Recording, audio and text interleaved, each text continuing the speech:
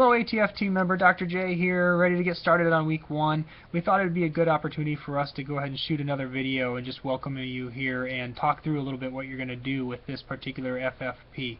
At this point, each one of you should have a category of dysfunction. Either you were ATF assessed and emailed that, or you were part of our self-assessment group who got onto the Academy to Function website and used the functional screening tool. Again, if you haven't done that for any reason, get on www.academytofunction.com and check out the functional screening tool. There's an easy to follow, step-by-step process and some videos to watch how you can come about and determine your category dysfunction. And then from there we'll compare it to this FFP we have in front of us. If you scroll on down, what you'll see is that there is a category of dysfunction and a correlating FFP for each one. We also included an ideal category.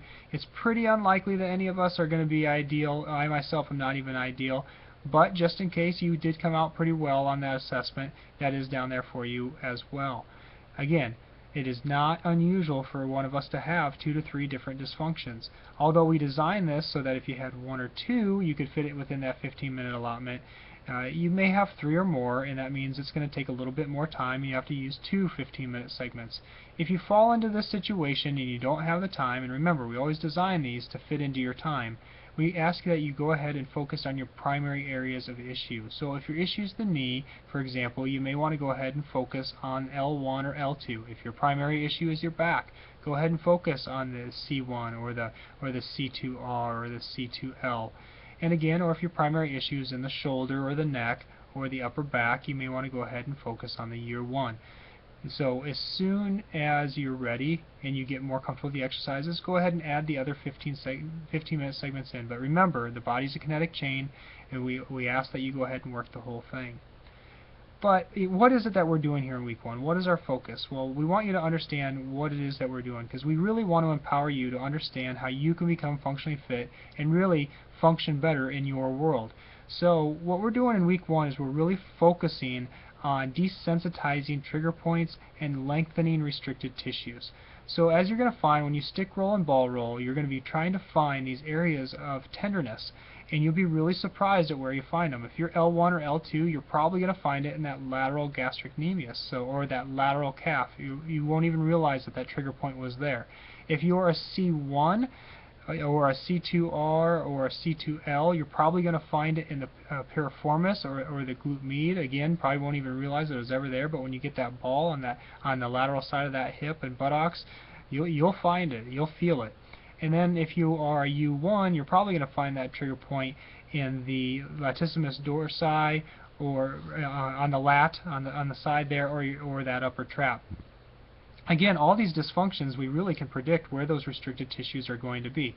So use that stick roll and use that ball roll to find those areas of tender tissue and hold them there. This week's FFPs ask that you do that for 30 seconds. Hold it on that spot. We're trying to get that tissue to release. We're trying to get it to desensitize. And then from there we're going to progress to the static stretching. That's the body weight that you are being prescribed.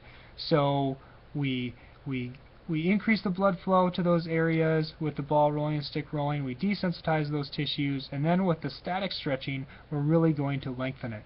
Because remember, functional fitness is built on a foundation of mobility. We start with mobility, we work to stability, then we work to strength, and then we work to dynamic movement. So this week, and really the next couple weeks, we're really going to focus on desensitizing those tissues and lengthening the tissues so that we can start to build on that foundational piece of mobility.